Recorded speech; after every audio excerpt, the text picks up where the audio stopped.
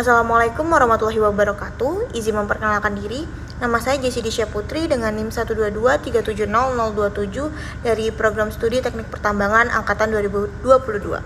Pada kali ini saya akan membuat video pembelajaran mata kuliah Sistem Penyaliran Tambang khususnya pada materi minggu kedua, yaitu mengenai faktor-faktor penting yang perlu diperhatikan dalam merancang sistem penyaliran tambang. Perancangan sistem penyaliran yang baik sangat penting untuk menjaga kelancaran operasi tambang, mencegah genangan air, serta melindungi keselamatan para pekerja. Berikut ini merupakan beberapa faktor utama yang harus diperhatikan, yaitu yang pertama curah hujan. Curah hujan merupakan salah satu parameter utama dalam perancangan sistem penyaliran.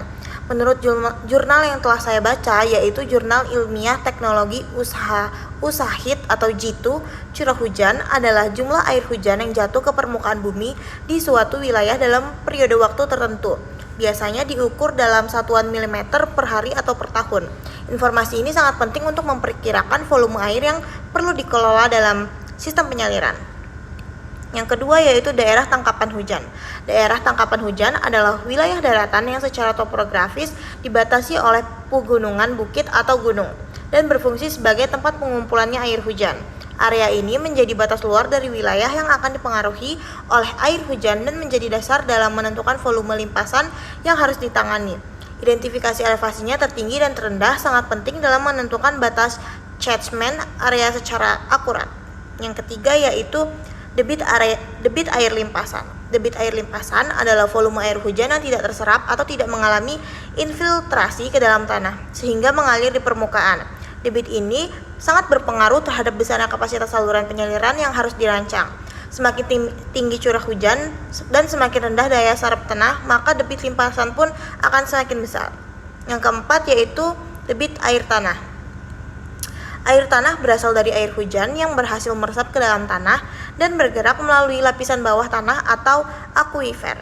Meskipun begitu, debit air tanah tidak selalu dihitung secara langsung dalam nisan penyaliran permukaan. Namun, keberadaannya tetap mempengaruhi kestabilan lereng, genangan bawah tanah, dan kondisi hidrogeologi secara umum.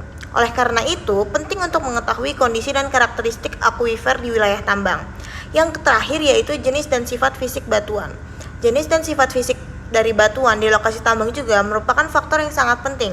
Karakteristik seperti porositas, permeabilitas, dan kepadatan batuan akan mempengaruhi bagaimana air meresap, mengalir, dan tertahan di dalam tanah. Batuan yang impermeable cenderung menyebabkan peningkatan limpasan permukaan. Sedangkan batuan yang sangat permeable akan lebih banyak menyerap air dan berpotensi menambah debit air tanah. Dengan memahami faktor-faktor ini secara menyeluruh, perancangan sistem penyaliran tambang dapat dilakukan secara lebih akurat dan lebih efisien sehingga mampu mendukung operasional tambang yang aman dan berkelanjutan.